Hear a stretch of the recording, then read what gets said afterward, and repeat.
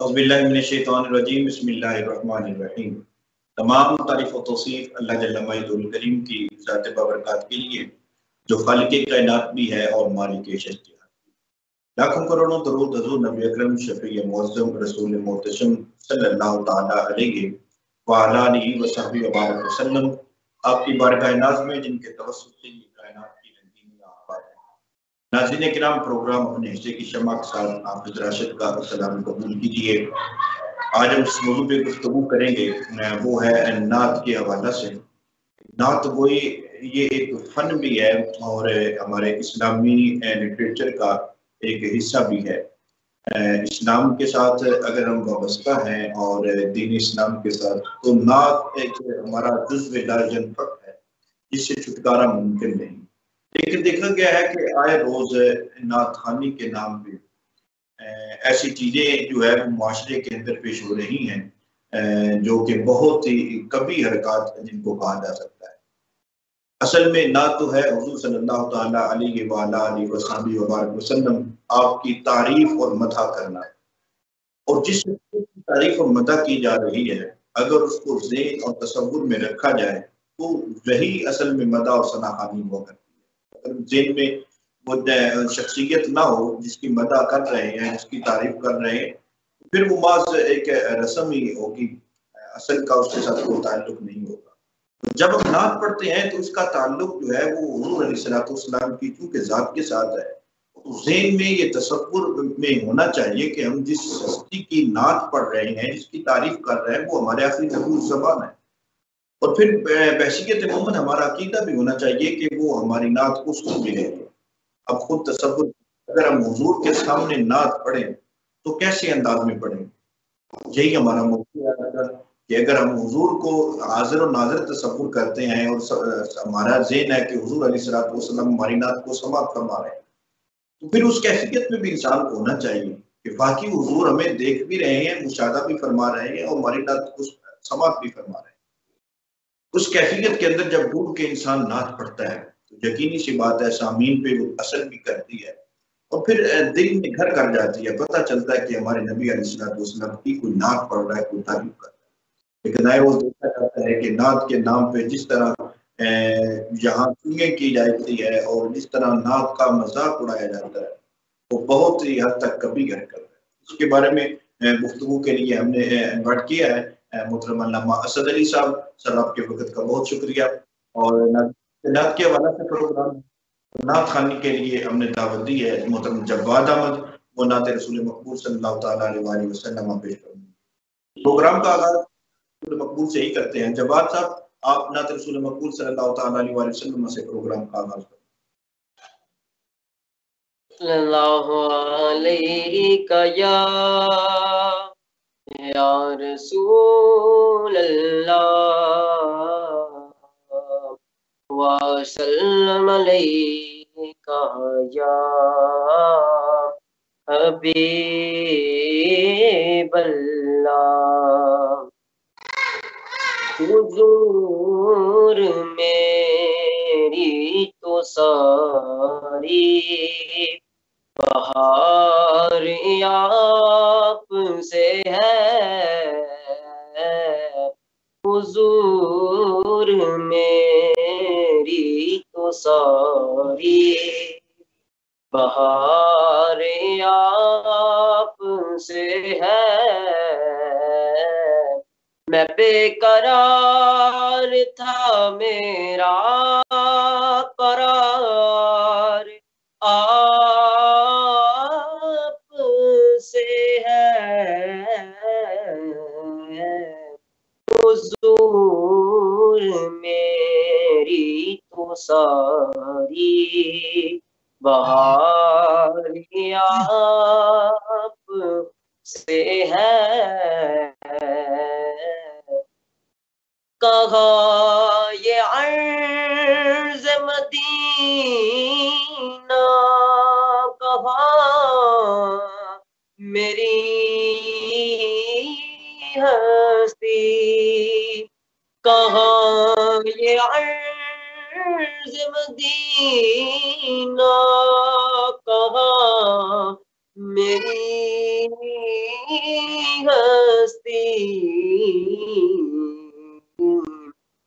حاضری کا سبب بار بار آپ سے ہے، یہ حاضری کا سبب بار بار آپ سے ہے، میں بے قرار تھا میرا قرار آپ سے ہے، حضور میری تو ساری بہار آپ سے ہے، میری تو ہستی کیا ہے میرے غریب نواز، میری تو ہستی کیا ہے میرے غریب نواز، جو مل رہا ہے مجھے سارا پیار آپ سے ہے، جو مل رہا ہے مجھے سارا پیار آپ سے ہے، میں بے قرار تھا میرا قرار آپ سے ہے، حضور میری تو ساری بہار آپ سے ہے۔ جی ماشاءاللہ، آپ نے بڑے خوبصورت انداز میں نعت رسول مقبول صلی اللہ تعالیٰ علیہ وسلم کو پیش فرمایا کہ حضور میری تو ساری بہار آپ سے ہے۔ اللہ تعالیٰ میں برکتیں عطا فرمائے۔ علامہ صدر صاحب آپ کی طرف حاضر ہوتے ہیں، آپ ارشاد فرمائیے کہ نعت رسول مقبول صلی اللہ تعالیٰ علیہ وآلہ وسلم یہ ایک مذہبی لٹریچر کی حیثیت بھی رکھتا ہے اور حضور کے ساتھ ایک وابستگی کی ایک عام علامت اور آیت بھی تصور کیا جاتا ہے۔ آپ ارشاد فرمائیں کہ اسلام کے اندر، دین اسلام کے اندر نعت کی گنجائش کہاں تک ہے اور نعت کے حوالہ سے اس کی تاریخ کیا ہے، اس کے بارے میں بسم اللہ الرحمن الرحیم۔ بہت شکریہ جی راشد صاحب، ایک اہم موضوع پر گفتگو کا جو موقع آپ نے فراہم کیا۔ بے شک نعت رسول مقبول صلی اللہ علیہ وسلم عبادت ہے، اور نعت رسول مقبول صلی اللہ علیہ وسلم پڑھنا سننا یہ باعث سعادت ہے۔ تو نعت رسول مقبول صلی اللہ علیہ وسلم جیسے کہ قرآن مقدس میں اللہ رب العزت نے بھی بہت سی جو ہیں آیات ان میں نبی پاک صلی اللہ علیہ وسلم کی تعریف کی ہے، آپ صلی اللہ علیہ وسلم کے اوصاف جو ہیں وہ بیان فرمائے ہیں۔ اس کی سب سے جو واضح مثال ہے، فرمایا وَإِنَّكَ لَعَلَىٰ خُلُقٍ عَظِيمٍ، کہ بے شک ہم نے آپ کو اخلاق کریمانہ کے اعلیٰ منصب پر فائز فرمایا ہے۔ یعنی ایک لوگوں کو یہ بات اجاگر کرنا اس معاشرے میں مقصود تھا کہ یہ جو داعی اللہ، جو آپ کو اللہ کی دعوت دینے والا، توحید کا پیغام پہنچانے والی جو ذات آپ کے سامنے ہم نے بھیجی ہے، یہ کوئی ہستی عام نہیں ہے، بہت اعلیٰ اخلاق کی مالک ہے۔ ایک تو ان لوگوں کو بتانا مقصود تھا، اور دوسرا یہ پہلو بھی سامنے آتا ہے کہ نبی پاک صلی اللہ علیہ وسلم کی اللہ تعالیٰ نے تعریف کی، آپ کی جو ہے وہ گویا کہ ایک نعت جو ہے آپ نے پڑھی، تو اللہ تعالیٰ نے پڑھی۔ پھر جیسے ان اللہ و ملائکتہ یصلون علی النبی یا ایھا الذین آمنوا صلوا علیہ وسلموا تسلیما، جو یہ الفاظ ہیں ان میں بھی گویا کہ سب سے پہلے اللہ رب العزت نے اپنا ذکر کیا کہ اللہ جو ہے وہ درود بھیجتا ہے نبی پاک صلی اللہ علیہ وسلم پر، تو ان نبی سے یہاں حضرت محمد مصطفیٰ صلی اللہ علیہ وسلم مراد ہیں۔ پھر ورفعنا لک ذکرک، ہم نے آپ کے ذکر کو آپ کی خاطر بلند فرمایا، یعنی یہ بھی آیہ کریمہ دلالت کرتی ہے کہ اللہ رب العزت گویا کہ نبی پاک صلی اللہ علیہ وسلم کے ذکر خیر کی بلندی کی جو ہے وہ بات ارشاد فرما رہے ہیں۔ اس کے بعد جو ہے اگر نبی پاک صلی اللہ علیہ وسلم کی حیات طیبہ کے حوالے سے دیکھا جائے تو حضور علیہ السلام کی مبارک زندگی میں آپ نے حضرت سیدنا حسان بن ثابت رضی اللہ تعالی عنہ کو خود جو ہے وہ ممبر پر بیٹھ کر حکم ارشاد فرمایا کہ اے حسان میری تعریف کرو، میری تعریف کو جو ہے وہ نعت پڑھو، تو باقاعدہ آپ نے آپ کی موجودگی میں یہ الفاظ کہے، تاریخی الفاظ ہیں، وَأَحْسَنُ مِنْكَ لَمْ تَرَ قَطُّ عَيْنِي وَأَجْمَلُ مِنْكَ لَمْ تَلِدِ النِّسَاءُ خُلِقْتَ مُبَرَّأً مِنْ كُلِّ عَيْبٍ كَأَنَّكَ قَدْ خُلِقْتَ كَمَا تَشَاءُ۔ تو نبی پاک صلی اللہ علیہ وسلم کا وہاں پر موجود ہونا اور خود جو ہے حضرت حسان بن ثابت کو نعت کا حکم دینا، یہ اس بات کی ایک واضح جو ہے وہ دلیل ہے اور واضح یہ پیغام ہے کہ نعت رسول مقبول صلی اللہ علیہ وسلم ایک عبادت ہے، اور نعت رسول مقبول صلی اللہ علیہ وسلم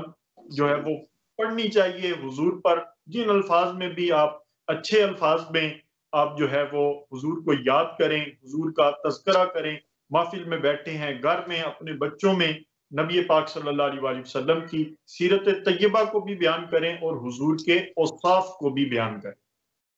جی بالکل، حضور علیہ السلام کی تعریف کرنا یہ ایک امتی کا حق ہوتا ہے کہ اپنے نبی کی تعریف کرے،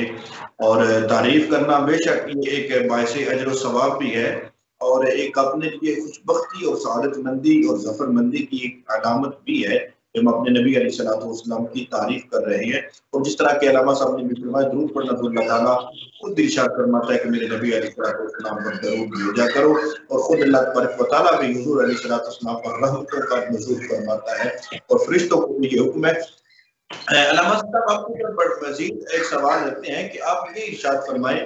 کہ نعت خوانی کے حوالے سے مروجہ جو نعت خوانی ہے اس کو آپ کس کیفیت میں دیکھتے ہیں؟ کیونکہ بہت شاذ و نادر نعت خواں ایسے ہیں کہ جب وہ نعت پڑھیں واقعی لگتا ہے کہ وہ حضور کی تعریف کر رہے ہیں، ورنہ تو ہمارے یہاں جس طرح عام سنگنگ کی جاتی ہے، گانے وغیرہ گائے جاتے ہیں اور لوگوں کو انٹرٹین کیا جاتا ہے، تو یہ تو ایک انٹرٹین کا جو ہے وہ ذریعہ بن چکا ہے۔ تو آپ کیا سمجھتے ہیں کہ مروجہ نعت خوانی جو ہے یہ واقعی دور نبوی کی نعت خوانی ہے؟ اس میں کوئی ایسی چیزیں نظر آتی ہیں آپ کو؟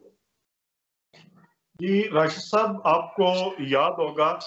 کہ گزشتہ شاید 1-2 پروگرام پہلے میں نے آپ سے یہ بات کی تھی اور اسی پلیٹ فارم سے بات کی تھی کہ جب کوئی بھی عمل، کوئی بھی کام اہمیت رکھتا ہو، اہم ہو اور دین اسلام میں جو ہے وہ آپ کہہ لیں عبادت کا تصور اس میں آتا ہو اور وہ باعث اجر و ثواب ہو، تو اس صورت میں پھر اتنی ہی زیادہ ذمہ داری بھی عائد ہوتی ہے کہ آپ نے اس عمل کو اس طریقے سے سر انجام دینا ہے۔ اگر ذرہ برابر بھی اس میں کوئی کوتاہی ہو گئی، آپ کی جو ہے وہ جو غفلت ہے وہ سامنے آ گئی، تو اتنا ہی زیادہ وہ عمل جو ہے وہ آپ کے لیے باعث وبال بھی بنے گا اور آپ کے لیے گناہ کا جو ہے وہ باعث بنے گا۔ اسی طرح نعت رسول مقبول صلی اللہ علیہ وسلم کا معاملہ ہے، تو جہاں پر نعت رسول مقبول صلی اللہ علیہ وسلم پڑھنے کا اجر ہے، ثواب ہے، بہت بڑا ایک مقام اور مرتبہ ہے، ایک ایک لفظ کے بدلے میں، ایک ایک حرف کے بدلے میں اللہ کریم کی بارگاہ سے آپ کو نیکی ملے گی اور وہ عبادت شمار ہوگی۔ وہی پر یہ ذمہ داری بھی عائد ہوتی ہے کہ ہم جو ہے اس کے آداب کو ملحوظ خاطر رکھیں۔ ہم جو ہے وہ جو آرگنائزر ہیں، پروگرام کرانے والے ہیں، محافل کا انعقاد کرنے والے ہیں، ان کو چاہیے کہ ان چیزوں کا خصوصی اہتمام رکھیں، ایسے لوگوں کو مدعو کریں جو لوگ جو ہے وہ معاشرے میں ایک اچھا جو ہے وہ تاثر جن کے بارے میں جو ہے وہ ہو اور لوگ جو ہے انہیں باعمل تصور کرتے ہیں، اور وہ نعت رسول مقبول صلی اللہ علیہ وسلم فقط جو ہے وہ اپنی روح کی تسکین کے لیے اور بارگاہ نبوی صلی اللہ علیہ وسلم میں حاضری کے لیے پڑھتے ہوں، نہ کہ پس پردہ ان کے اور بھی بہت سے مقاصد جو کہ اس جو ہے وہ کام سے متعلق نہیں ہے، اور بھی مقاصد لے کر آنے والے لوگوں کو نہ بلایا گیا اور نہ کہ علامہ صاحب آپ نے اس چیز کی طرف اشارہ کیا، میرا خیال ہے اس کو کھول کر بیان کر دینا چاہیے کہ نعت خواں بعض اوقات جب اعتراض کیا جاتا ہے کہ آپ بہت پیسے کو ڈیمانڈ کرتے ہیں، پیسے لے کر نعت خوانی کرتے ہیں، تو ان کی طرف جواب آتا ہے کہ دیکھیں حضور علیہ الصلوۃ والسلام نے بھی تو حضرت حسان بن ثابت کو جو ہے وہ چادر عطا فرمائی تھی نا تحفے کے لیے، اور حضرت عباس رضی اللہ تعالیٰ عنہ کے لیے ممبر کا بچھانا، وہ سب کچھ وہ اس کے لیے بیان کرتے ہیں، اپنی دلیل کے طور پر پیش کرتے ہیں کہ نعت خوانی کے بدلے میں اگر کچھ سامعین دے دیتے ہیں یا مانگ لیتے ہیں تو یہ جائز یا یہ ثابت وہ اس طرح کرتے ہیں، تو آپ کیا فرماتے ہیں کہ واقعی ان کی یہ دلیل ٹھیک ہے؟ دیکھیے جی، جو بات آپ نے کہی کہ وہ بطور دلیل نعت خواں کچھ حضرات جو ہیں وہ اسے بطور دلیل استعمال کرتے ہیں کہ پیسوں کی ڈیمانڈ کرنا، میرے خیال میں ان کی بات میں ہی ان کا رد ہو گیا ہے کہ اگر وہ نبی پاک صلی اللہ علیہ وآلہ وسلم نے انہیں عنایت فرمایا تو حضرت حسان بن ثابت نے تو کوئی ان سے ڈیمانڈ نہیں کی تھی، حضرت حسان بن ثابت نے نہیں کہا تھا کہ یا رسول اللہ صلی اللہ علیہ وآلہ وسلم میں اس وقت ہی نعت پڑھوں گا جب آپ مجھے اتنے دینار دیں گے، اتنے درہم دیں گے، یا جو ہے کوئی ڈیمانڈ رکھی کہ یا رسول اللہ آپ جو ہے وہ میرے لیے یہ چیز پکائیں اور یہ نہ پکائیں، اس طرح کی کوئی ڈیمانڈ اس وقت حضرت حسان بن ثابت نے نہیں کی تھی،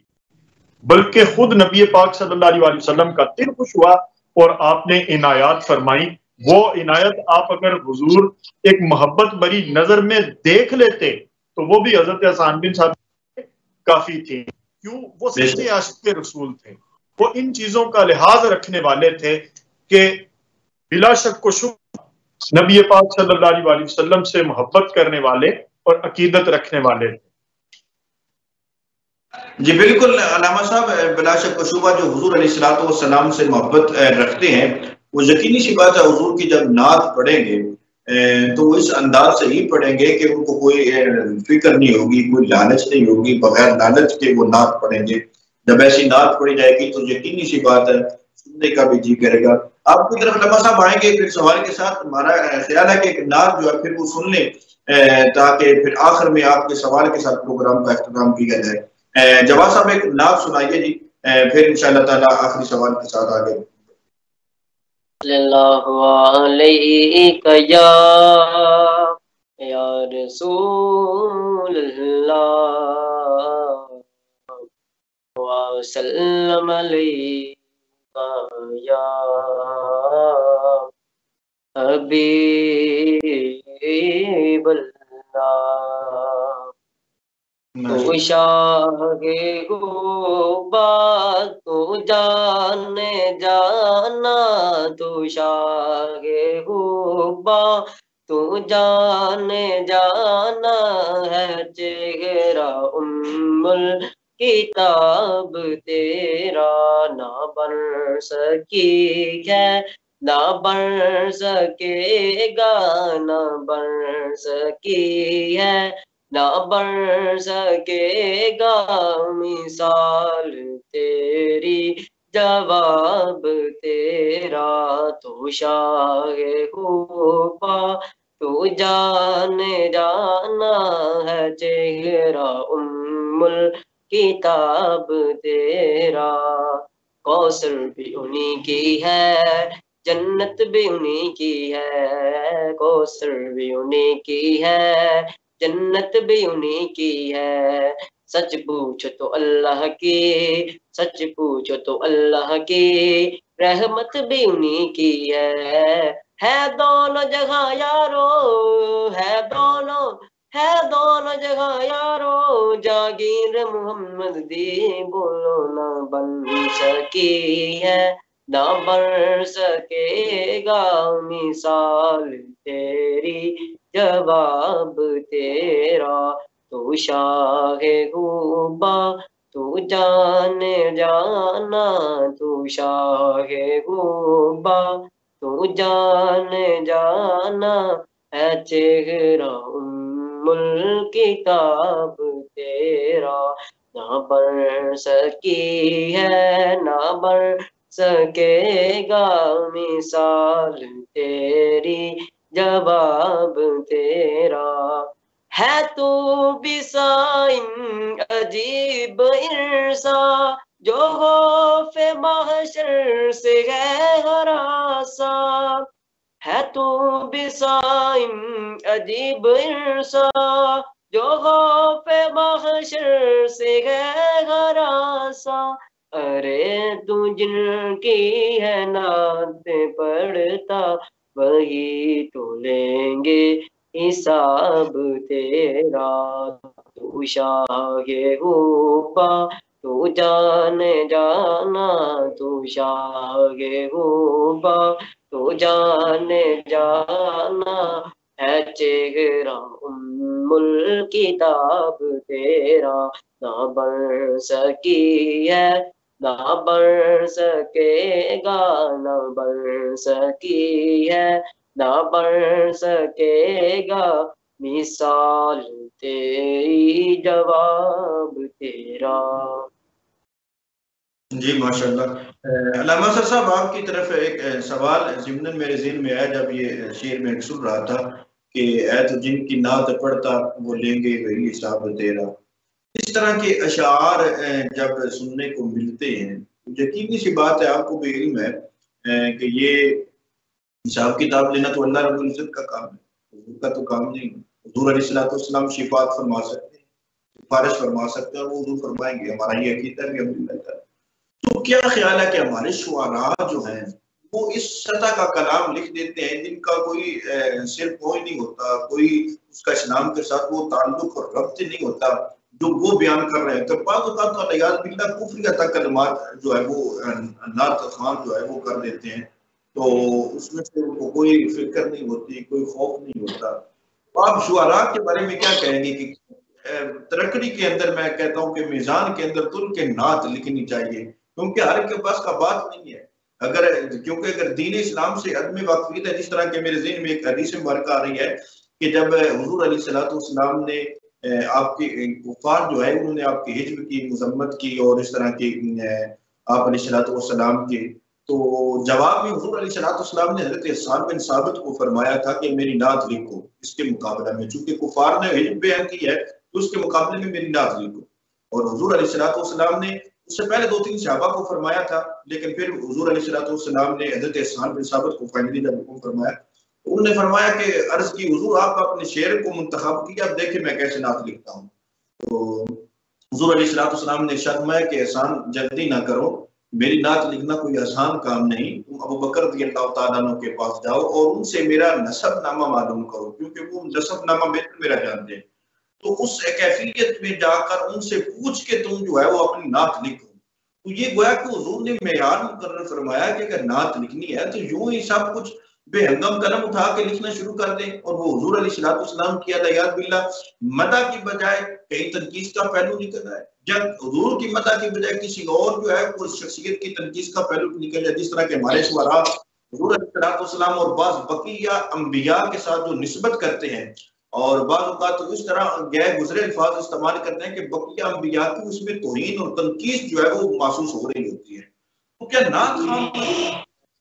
کہ ایسی کیفیت کے اندر نعت نہیں لکھنی چاہیے کہ جس سے اسلام کا پیغام بھی واضح رہے اور حضور علیہ الصلوۃ والسلام کے ساتھ جو نسبت ہے, جو حضور کی محبت ہے, جو مدح خوانی ہے, ثنا خوانی ہے, وہ بھی واضح رہے. اس کے بارے میں آپ کیا خیال؟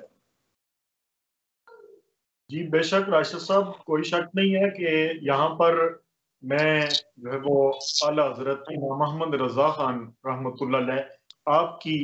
جو ہے وہ ایک بات اور آپ کا ایک قول جو ہے وہ کہنا چاہتا ہوں. آپ نے فرمایا تھا کہ جو ہے وہ نعت لکھنا گویا کہ ایسے ہے جیسے کہ آپ جو ہے وہ تلوار کی دار پہ جو ہے وہ سفر کر رہے ہیں. آپ کے یہ الفاظ ہیں شاید. تو آپ نے فرمایا یا تو جو ہے اگر تھوڑا سا آپ نعت میں غلوب کریں گے, بڑھائیں گے, تو وہ توحید باری تعالیٰ کے ساتھ جو ہے وہ چلا جائے گا اور اللہ تعالیٰ کی جو ہے وہ اس میں مشابہت ہو جائے گی. اور جب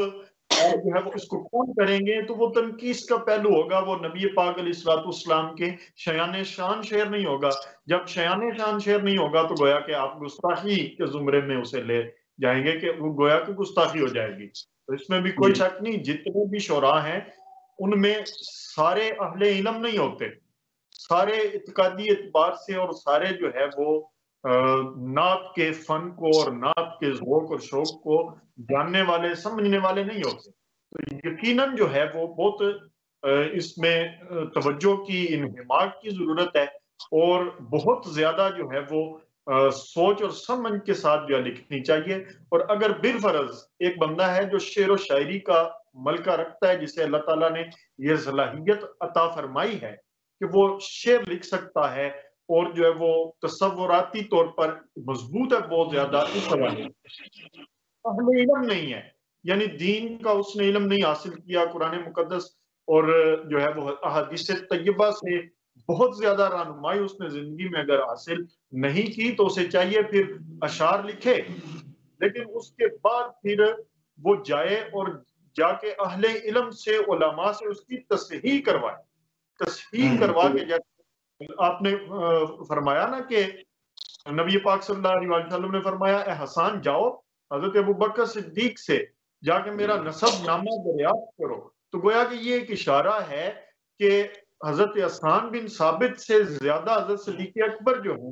वो आपके नसब नामे को, आपकी खसाइल और आदात को ज्यादा जानते थे। तो आपने उनकी तरफ रहनुमाई की। तो नात जो है वो लिखने से पहले या उसे जो है लोगों में जो है वो बाकायदा जो है वो, जैसे आजकल एक सिस्टम है कि पढ़ने से पहले या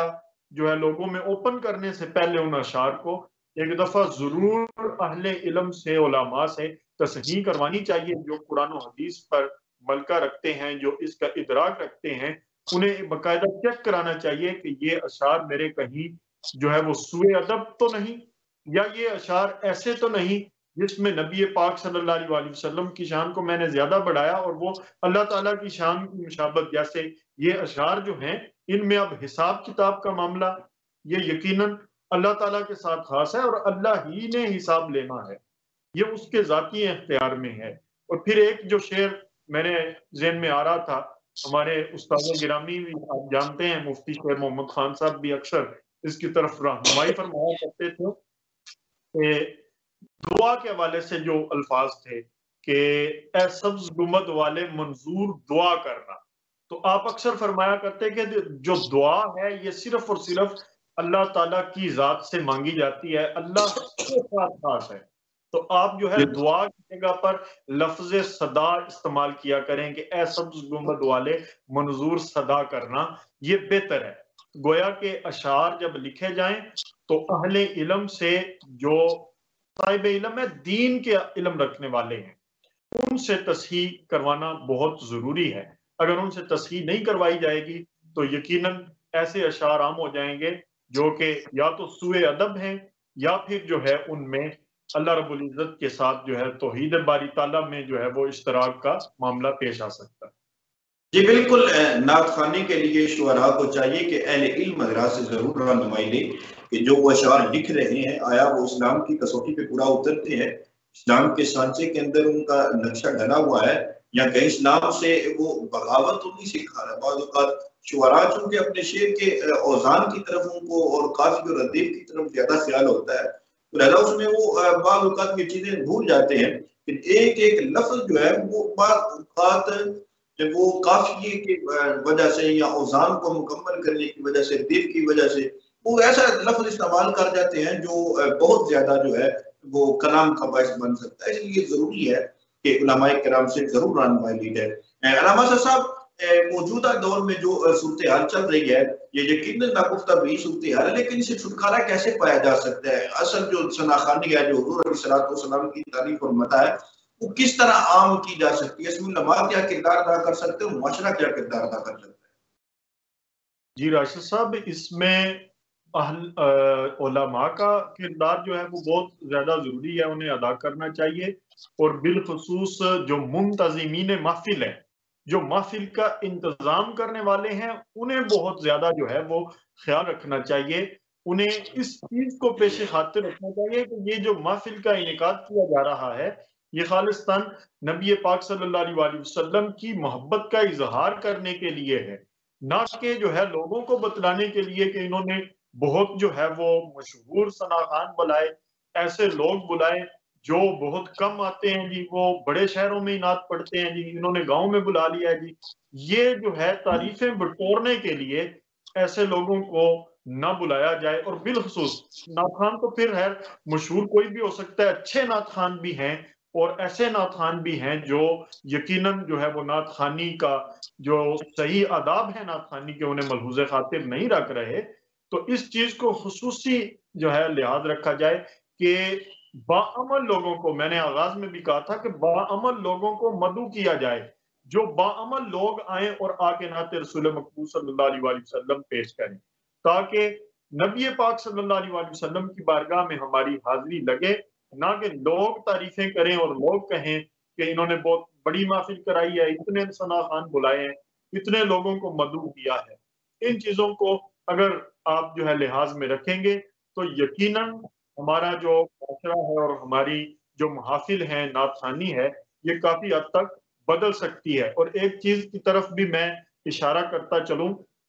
کہ محفل کا جو انتظام و انتظام ہے اس میں خالصتاً یہ خیال رکھا جائے کہ زیادہ سے زیادہ سنجیدہ اور اہل علم لوگوں کو مدعو کیا جائے. ایسے لوگ وہاں پر آئیں جو سنجیدہ نعتیں سننا پسند بھی کرتے ہیں، جو لوگ جو ہے وہ نعت کا جو ہے اصول و ضوابط اور قوانین بھی جانتے ہیں، آداب بھی جانتے ہیں، اور جن میں اخلاص ہے، محبت ہے. ایسے لوگوں کو زیادہ سے زیادہ محفل میں شامل کیا جائے. تو میں آپ نے منتظمین کا ذکر کیا ہے تو میں ایک اس میں سوال کنکلوڈ کرنا چاہتا ہوں، آپ اس کا بھی جلدی سے جو ہے وہ رہنمائی فرما دی کہ بعض اوقات انتظامیہ کی طرف سے دیکھا جاتا ہے کہ بے ہندم پیسے کا استعمال کیا جاتا ہے، یعنی ثنا خوانوں پہ وہ اتنی ویلے دے دیتے ہیں اپنے ان نام کے لیے، اور جس طرح آپ نے کہا واہ کے لیے، تو اصل جو ہے روپے پیسے کی بھی حرمتی ہو رہی ہوتی ہے، اور نہ جانے کتنے لوگ ان کے ہی علاقہ میں، ان کے ہی علاقہ میں بھوک سے تڑپ رہے ہوتے ہیں، جن کے پاس پہننے کو لباس نہیں ہوتا، ایسے لوگ بھی ہوتے ہیں. تو کیا وجہ ہے کہ وہ لوگ ان کی طرف توجہ نہیں دیتے جو اصل چیز ہے، جو انسانیت کی خدمت ہے، اور وہ پیسے جو ہے وہ ان پروفیشنل نعت خوانوں پہ نچھاور کیے جا رہے ہیں جن کا پہلے بینک بیلنس اور کوٹیاں اور کاریں بہت زیادہ ہیں. بے شک جی، اس طرف خصوصی توجہ دینی چاہیے. اور اظہار محبت جب آپ نبی پاک صلی اللہ علیہ وسلم کی بارگاہ میں کریں تو ایک بندہ نعت پڑھ رہا ہے تو سب سے پہلے آپ کی توجہ ہونی چاہیے کہ الفاظ وہ کیا کہہ رہا ہے، نہ کہ یہ ہو کہ موقع پر میں نے جو ہے وہ پیسے نچھاور کرنے ہیں، میں نے تھوڑے سے پیسے گرا دیے، اب جو ہے وہ نچھاور کر دیے ہیں، اب بیٹھ جاؤں، پھر تھوڑی دیر بعد اٹھیں پھر نچھاور کریں. اور اس طرح جو ہے وہ لوگوں میں ایک جو ہے وہ آپ بتا رہے ہیں، شو کر رہے ہیں کہ ہمارے پاس بہت پیسہ ہے، ہم نے بڑی خدمت کی ہے. تو وہی بات آ گئی کہ آپ لوگوں سے تعریف بٹورنا چاہتے ہیں، لوگوں سے آپ جو ہے اپنا جو ہے وہ سننا چاہتے ہیں گفتگو کے ہمارے بارے میں لوگ اچھی گفتگو کریں. لیکن اصل جو مقصد ہے نعت خوانی کا، جو اصل حقیقی روح ہے نعت رسول مقبول صلی اللہ علیہ وسلم کی، گویا کہ اس کو آپ نے بلا دیا. اگر آپ نے اس کو بلا دیا ہے تو یہ سارے اعمال آپ کے کرنا گویا کہ ضائع جائے گا. اور جیسے میں نے پہلے آغاز میں بھی کہا کہ یقیناً جتنا بڑا عمل ہو، جتنی اس کا اجر اور ثواب ہو، اس میں کوتاہی برتنے سے، اس میں اپنی ذات کی تشہیر کو لانے سے اتنا ہی زیادہ جو ہے وہ وبال بھی ہوگا، اتنا ہی زیادہ گناہ بھی ہوگا. تو ایسا عمل کرنے سے یقیناً وبال بھی آئے گا اور گناہ بھی جو ہے ملے گا. جی بالکل، علامہ صاحب آپ نے بڑی چیزیں جو ہے وہ واضح بیان کر دی. ناظرین کرام، ہم نے گفتگو کی ہے نعت کے حوالہ سے. دیکھنے والی چیز خصوصی طور پہ ہے وہ ایک ثنا خوانوں کے حوالے سے ہے کہ ثنا خوان جب نعت پڑھے، ایک تو کسی قسم کا وہ غرض اور لالچ نہیں ہونی چاہیے کہ میں اتنے پیسے دوں گا اور پیسے لے کر ہی ثنا خوانی کروں گا. اگر آپ پیسے کریں گے تو یقینی سی بات ہے حضور علیہ السلام کے ساتھ ہونا وہ محبت ہے. اور اگر حضور کے نام پہ آپ اس طرح لوگوں سے پیسے بٹور رہے ہیں تو پھر جانب کے بروز معاشر جب حضور کی بارگاہ میں پیش ہوں گے اس وقت اپنے نبی کو کیا بھون دکھائے؟ یہی کہ حضور ہم نے آپ کے نام لینے کے لیے لوگوں سے پیسے بٹورے.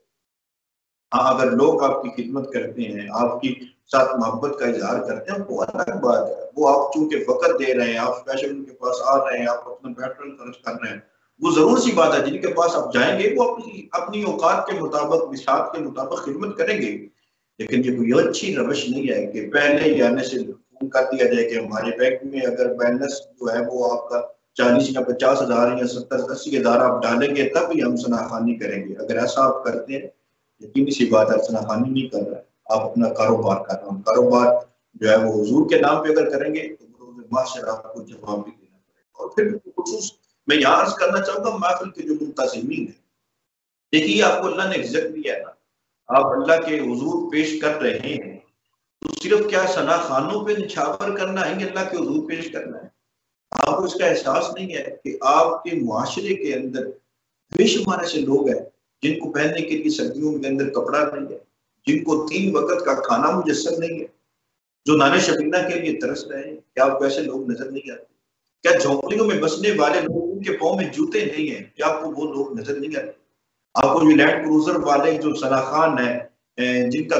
ظاہری حلیہ بھی دین کے مطابق نہیں ہوتا، آپ کو پیسے نچھاور کرنے کے لیے صرف یہی ملے گا؟ سوچئے، پورا سوچئے، صرف پیسے کا استعمال نہیں کرنا۔ اللہ تعالیٰ پوچھے گا قیامت کے لیے،